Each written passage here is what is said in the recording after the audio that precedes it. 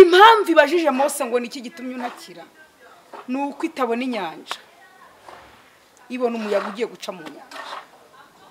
Haleluya. Impamvu irimo ivuga ngo niki gituma utsakuza. Imana yo yifitemo ibisubizo. Abisirayeli barabona inyanja, Imana ikabona umuyaga ucamo. Niyo mpamvu Imana ibajije Mose ngo nibiki bituma untakira nuko ibona Mose afite inkoni mu ntoki yakubise mu gihugu kikabyara inda, ikabona afite inkoni mu ntoki yashyize mu nyanja igihugu kikabyara ibikeri, ikabona afite inkoni mu ntoki yatunze mu kirere kikabyara ibibura. Haleluya. Ikabona afite inkoni mu ntoki yakoresheje ibitangaza. Amubaza iti Mose we nibiki bituma utaka? Bwira Abisirayeli Imana igira umuyaga ihuhisha mu nyanja. Imana ishimwe. Imana igira umuyaga yahuhisha mu nyanja, inyanja ikigabanya ikajya iburyo ikajya ibumoso, mu nyanja hagati hagacikamo bakagenda hari ku butaka. Imana ntijya ibona ibibazo, Imana ntabwo ijya ibona ibibazo abantu bafite, ahubwo Imana iri mu ijuru yifitemo ibisubizo. Ndafashijwe amasengesho. Impamvu Imana itigeze, haleluya, impamvu Imana yabajije Mose ngo Mose we nibiki bitumye untakira? Bwira Abisirayeli bakomeze bagenda. Ufite intambara nyinshi ikomeye ariko Imana ifite ibisubizo byawe. Imana ishimwe. Ufite ibintu bikugora mu buzima ariko Imana ifite ibisubizo byawe. Ufite ibintu biguhangayitse mu buzima ariko Imana ifite ibisubizo byawe. Imana ishimwe. Masengesho Esther. Turabasuje kandi tubahaye ikaze kuri Masengesho Esther TV. Amahoro y'Imana nakomeza bane namwe aho muri hose. Ndabona watangiye guseka. Impamvu rero ari guseka ndayizi nuko hano turi iwe. Hano ni mu rugo. Bahita kwa Masengesho Esther TV. Tumuhaye ikaze rero nubwo ari iwe, akuso ubundi bijya bibaho ko umuntu aha ikaze umuntu ari iwe mu rwego rwo kumuha keya. Mu rwego rwo utakwisa umushyitsi burya ntagaragize. Noneho nkubwire ngo ikaze. Nanjye muri kumwe rero nitwa Gatama David, nkaba ndumwe mu basangiza bijambo, reka mbyite gutyo. Hano kuri Masengesho Esther TV, kandi tukaba twabashishikariza ko mwakanda subscribe. Ushobora kuba urwaye cyangwa se utameze neza, ushobora kuba ubabaye, twakubwira ngo komera, Imana yacu irahari kandi irakora. Karibu mukozi w'Imana, babwira amazina kuko harya babumvishe cano ariko batazi amazina yawe. Amazina yanjye nitwa Masengesho Esther. Hanyuma iyo ugiye kuri cano yanjye ushyiraho TV Masengesho Esther TV. Hanyuma tubahaye ikaze bari muri iki gihugu n'abari hanze mwese. Mwiyumvemo ikaze kwa Masengesho Esther. Tubahaye ikaze. Ni umuvugabutumwa rero utoroshye, mutaza kugira ngo ni umuvugabutumwa rwose uciriritse kandi nukuri reka nkubwire Imana yaguhaye amavuta kandi amavuta yawe ndayubaha. Niyo ubwiriza mba mfashwa nkaba nshishikariza abakurikiye yica no ko nabo baza gufashwa mu izina rya Yesu. Amen. Ni karibu rero watangira usenga ugakomeza unatubwira ijambo ry'Imana kandi Imana rwose ikomeze idushyigikire. Yakoze cyane. Mana turagushimiye. Turaguhimbaje kugira neza no kurinda kwiza. David yaravuze ngo yaba Uwiteka atari we wagiye ubana natwe. Aravuga ngo Uwiteka himbazwe utaradutanze ku umuhigo w'amenyo y'ibintu byaturwanyije. Uwiteka himbazwe. Turagushimiye. Aya masaha tugiye kumva ijambo ryawe. Tugiye kukuvugira uhari. Uburi aha hantu tukuvugira nawe ubuhari. Turasenze rero ngo umuntu wese wumva ijambo ry'Imana icyambere rimweze, icya kabiri yongere yaguke muri ryo, mbese kuryumva rimugirira umumaro kandi abantu baryumva bajye bahindurwa naryo. Turagushimiye mu izina rya Yesu. Amen. Imana ibahe umugisha. Reka dusome ijambo ry'Imana riri mu Kuva ibice 14 umurango waho wa 10. Imana ibahe umugisha. Reka dusome ijambo ry'Imana. Haravuga ngo Farawo batuze Abisirayeli bubura amaso babona abanyegiputa bahuriye inyuma yabo. baratinya cyane. Abisirayeli batakira Uwiteka, babaza Mose bati nta mva zari muri Egiputa kutuzana ngo dupfire mu butayu? Ni iki cyatumye utugirira gutyo kudukura muri Egiputa? Sibyo twakubwiraga muri Egiputa tuti tureke dukorere abanyegiputa? Ikiruta ari uko dukorera abanyegiputa biruta ko dupfira mu butayu. Mose asubiza abantu ati mwitinya, mwihagararire gusa murebe agakiza Uwiteka ari bubazanire uyu munsi, kuko abanyegiputa mwabonye uyu munsi mutazongera kubabona ukundi. Uwiteka ari bubarwanirire, namwe mwicecekere. Uwiteka abuza Mose ati niki gitumye ntakira? Bwira Abisirayeli bakomeze bagende. Dusoreze mu butumwa bwiza bwa Yesu. Umwanditsi ni Luka ibice 18 umurongo waho w'8. Aravuga ngo ndababwira yuko izazirengera vuba. Nino jambo numva ari imfasha. Haravuga ngo ndababwira yuko izazirengera vuba, ariko umwana w'umuntu naza mbese azasanga kwizera kukiri mu isi. Amen. Tubahaye ikaze mu mwanya w'ijambo ry'Imana. Bibiliya iravuze ngo umwana w'umuntu naza azasanga kwizera kukiri mu isi. Ni ijambo ry'Imana. Ijambo ry'Imana rigira imbaraga, riravuga uti we niko Yohana yavuze. Yaravuze ngo bereshe kuri ijambo n'ukuri. Dawidi aravuga ngo nararyakiriye ngeze mu mwijima riracana. Petero aravuga ngo nyamara tugira ijambo ryahanuwe rirushaho gukomera. Ijambo ry'Imana ngenda rikunda. Ijambo ry'Imana ngenda rikunda, mba numva n'abantu b'inshuti zanjye bakunda ibyanditswe, bakunda ijambo ry'Imana. Rero Imana ibaha umugisha. Bibiliya ivuze iki? Bibiliya iravuze ngo Farawo abatuze. Utuga sinzi niba abantu babyumva. Biravuze ngo Farawo abatuze ayenda kubegera. Abisirayeli bubura amaso, ngo barebye inyuma yabo babona abanyegiputa bahuruye. Bibiliya avuga ngo baratinya cyane. No gutinya, ubwoba ni ikintu gikomeye. Ngo bavuga amagambo akomeye, baravuga ngo ntamva. Sinzi niba murimo kubyumva, kuba umuntu yatinye agahita asohora amagambo avuga ngo ntamva zari muri Egiputa kutuzana gupfira aha ngaha. Uriya amagambo umuntu asohora aba ari we kumva bo bahise basohora amagambo avuga ngo ntamva. Bumva kubera ubwoba bw'ibiri inyuma yabo byahise bisa n'ibibishe, bihita bibajyana no mu mva. Baravuga ngo ntamva zari muri Egiputa kutuzana ngo dupfira aha. Nagize ubwoba, ndatinya cyane. Kuba Abisirayeli basohoye aya magambo ni ubwoba bagize. Rero bitera Mose nawe guhita avuga amagambo akomeye, arababwira ngo abanyegiputa mubonye ntago muzongera kubabona.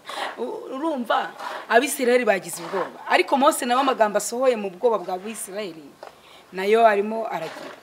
Akanwa kacu gakwiriye gukoreshwa ibintu byiza, kakwatura ibintu byiza bikabaho. Ntago ari ko kwatura ibintu bibi ku bantu, ahubwo akanwa kacu kana kwatura n'ibintu byiza. Rero ndimo ndaguhenda wewe wumva ijambo ry'Imana uri muri Amerika, uri muri Australia, uri ku migabane y'i Burayi, Australia, muri Amerika, muri Afurika, abanyarwanda, abanyamahanga, ugira ngo ijambo ry'Imana wumva rikurememo ibyiringiro. Ukwiriye kumenya gusohora amagambo meza, ntabwo ukwiriye gusohora amagambo mabi. Ukwiriye kumenya gusohora amagambo meza. Niba Abisirayeli basohoye amagambo mabi baravuga ngo ntamva, kandi ubu nuko Bibiliya igiye ivuga amagambo make, ariko siyo bavuze n'andi magambo menshi. Kuba baravuze ngo ntamva ni rimwe mu yo bavuze. Kuba baravuze ngo ntamva zari muri Egiputa ni rimwe mu magambo bagombaga kuvuga. Bari ku nyanja, barimo hari abantu bahabyariye, bari ku nyanja, hari umuyaga, hari imbeho mu basaza n'abakecuru, inzara yabishe. Magambo bavuze aya ni make. ariko Mose kubera umubabaro yababonanaga nawe asohora andi magambo aravuga ati abizi abanyegiputa mubonye ntabwo muzongera kubabona. Ndaguhendahenda wowe urimo kunyumva, Imana ikwigisha kuvuga amagambo meza. Mose amaze kubabwira ngo abanyegiputa mubonye ntimuzongera kubabona, ajya hirya avuza induru arasakuza cyane. Imana iza nk'itari ihari, nk'itarabyumvise, nk'itarabavanye muri Egiputa, nk'itazi aho bageze. Ibaza Mose ngo Mose we nibiki bituma untakira, bwira Abisirayeli bakomeze bagende. Imana ntijya ibona ibibazo abantu bafite kuko ifite ibisubizo. Impamvu ibajije Mose ngo niki gitumye untakira nuko itabona inyanja, ibona umuyaga ugiye guca mu nyanja. Haleluya! Impamvu irimo ivuga ngo niki gituma utsakuza, Imana yo yifitemo ibisubizo. Abisirayeli barabona inyanja, Imana ikabona umuyaga ucamo. Niyo mpamvu Imana ibajije Mose ngo nibiki bituma untakira, nuko ibona Mose afite inkoni mu ntoki yakubise mu gihugu kikabyara inda, ikabona afite inkoni mu ntoki yashyize mu nyanja igihugu kikabyara ibikeri, ikabona afite inkoni mu ntoki yatunze mu kirere kikabyara ibibura. Haleluya! Ikabona afite inkoni mu ntoki yakoresheje ibitangaza. Amubaza iti Mose we nibiki bituma utaka, bwira Abisirayeli Imana igira umuyaga ihuhisha mu nyanja. Imana ishimwe. Imana igira umuyaga yahuhisha mu nyanja, inyanja ikigabanya ikajya iburyo ikajya ibumoso, mu nyanja hagati hagacikamo bakagenda hari ku butaka. Imana ntijya ibona ibibazo, Imana ntabwo ijya ibona ibibazo abantu bafite, ahubwo Imana iri mu ijuru yifitemo ibisubizo. Ndafashijwe amasengesho.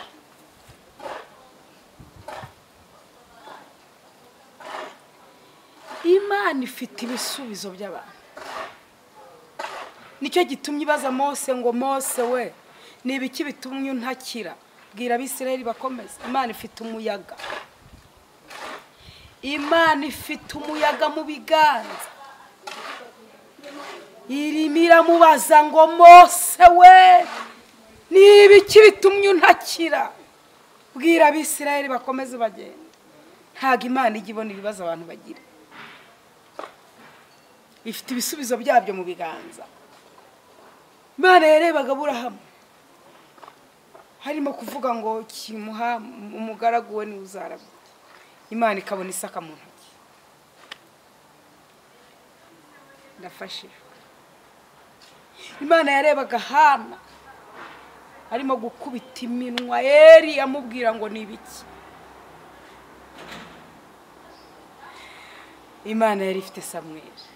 Imana ntitinya kuba bavuze cyane, bashakuje cyane, nta kintu bitwara Imana. Haleluya!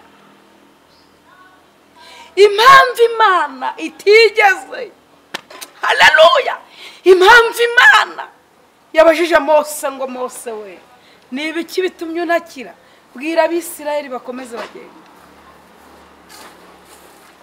Ifite ibisubizo. Imana yifitemo umuyaga yahuha, Imana yifitemo ibisubizo. Niyo mpamvu irimo kumubaza ngo Mose we nibiki bituma untakira, bwira Abisirayeli bakomeze bagende. Ngo arambura inkoni hejuru y'amazi, amazi arigabanya, umuyaga uraza. Biravuze ngo Imana yari ifite umuyaga. Bibiliya yavuze ngo hari hariho abaturanyi babiri, umwe yari umucamanza undi ari umupfakazi, agahora ku rugi rw'akomanga. Akaza agakomanga akavuga ati ndengera, ejo akazongera akagaruka ati ndengera, ejo bundi akazongera akagaruka ati ndengera. Ngo umucamanza akorana inama n'abiwe mu rugo, aravuga ati nubwo ntubaha Imana, kabiri sinite no ku bantu, uyu muntu ndamurengera ngo atahoraze. Iyo umuntu atitirije Imana agashyira urushyi ku munwa agasakuza, Imana ifite ibisubizo. Bimufashije. Imana ifite ibisubizo byacu mu biganza. Yakomanze, yashakuje, yavugije induru byabaye urusaku, ariko Imana irimo irareba ikabona ibisubizo. Rero wowe unteze amatwi ufite ikintu kikugoye, zamukana imisozi, ujyana mu mazi, ujyana mu buvumo, ujyana mu mashyamba, Imana igira ibisubizo. Imana yacu twizeye igira ibisubizo. Yabwiye Mose ngo nibiki bituma utaka, nuko ibona ko ifite umuyaga. Yamubajije iti nibiki bituma uvuza induru, ko mfite umuyaga nzanyuza mu nyanja. Imana ifite umuyaga izanyuza mu nyanja, Abisirayeli bagaca umutsi, bazaririmbishwa amashimwe ba Miriyamu, bazabyinira hakurya bavuga ngo ijuru riratabara, inyenyeri mu ngendo zazo zikarwana na Sisera. Haleluya! Numafashije Imana himbaza. Mucamanza aravuga ngo nubwo ntubaha Imana, kabiri sinite no kubana uyu muntu kuko yanjengereje ndamurengera atazagaruka. Bibiliya irabaza ngo Imana yo ntizarengera intore zayo, zitakira ku manywa na nijoro. Bibiliya iratubwiye ngo izazirengera vuba. Ariko nsomye ijambo rintera ubwoba, riravuga ngo mbese umwana w'umuntu naza azasanga kwizera kukiri mu isi. Hari ukuntu abantu batakaza kwizera, bagatakaza ibyiringiro. Uri umukristo wakiriye Yesu nk'umwami n'umukiza, urasenga, uraririmba, urabwiriza, uri umuhanuzi, ariko ukwiriye no kugira ijambo ryitwa kwizera. Niki se gitumye Imana ibwira Mose ngo nibiki bituma unaki? Mose ari ku nyanja, ari kumwe n'abagore babyaye, ari kumwe n'abasaza bashaje.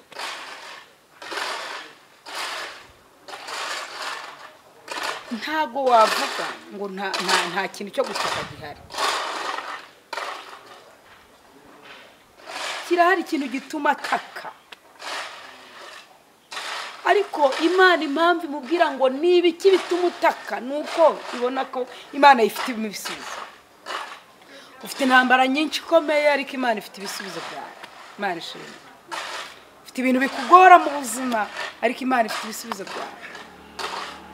Ufite ibintu biguhangayitse mu buzima, ariko Imana ifite ibisubizo byawe. Imana ishimwe. Ufite urugamba rukomeye rw'umutima, ariko Imana igira ibisubizo byawe.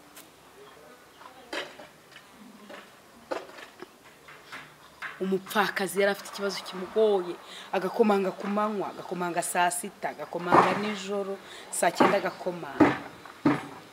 Akajagari k'amajwi yo gukomanga kamaze kumugeraho, aravuga ngo nubwo ntubaha Imana kandi sinite no ku bantu, ndamurengera atazagaruka. Bibiliya irabaza ngo Imana izazirengera vuba. Ariko Yesu afite ikibazo, arabajije ngo mbese umwana w'umuntu naza azasanga kwizera kukiri mu isi. Ndashaka gusengera abantu batakaje ibyiringiro, abantu babuze kwizera. Abantu barasenga ariko babuze kwizera, abantu barabwiriza ariko batagira kwizera, abantu bararirimba ariko nta kwizera bagira. Ndashaka kubasabira kwizera. Yesu yaganirizaga abantu ijambo ry'Imana ngo yabunguraga kumenya. Icya kabiri, baba badafite kwizera bagasenga bakamubwira ngo data utwongerere kwizera. Hari abantu basenga ariko batizera, bwira Imana ngo Mana nyongerere kwizera, Imana ikuzamurire kwizera. Imana ibahe umugisha.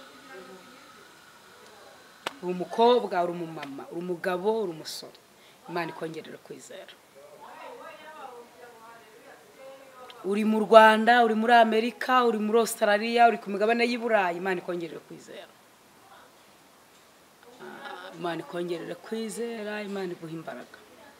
Muririmbyi yaravuze ngo iyo ndebesheje ukwizera, kwizera ni amarirente areba mu ijuru.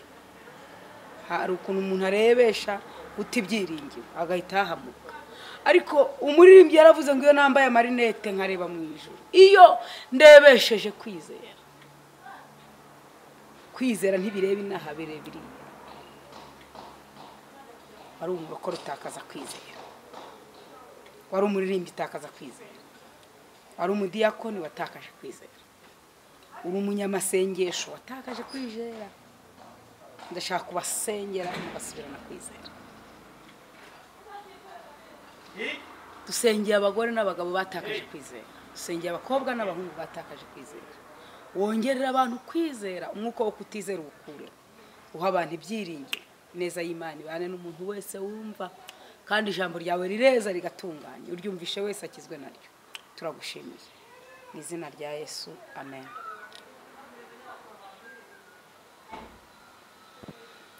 Dushimiye abantu mwese mukunda YouTube channel y'amasengesho Esther TV, turabashimiye. Dushimiye abakobwa, dushimiye abagabo, dushimiye abasore, dushimiye ababyeyi, kandi turabakunda. Turifuza ko muba abantu b'intangarugero, mwagizwe neza n'ijambo ry'Imana. Imana ibahe umugisha. Turabashimiye ko mudukunda mukatuba hafi.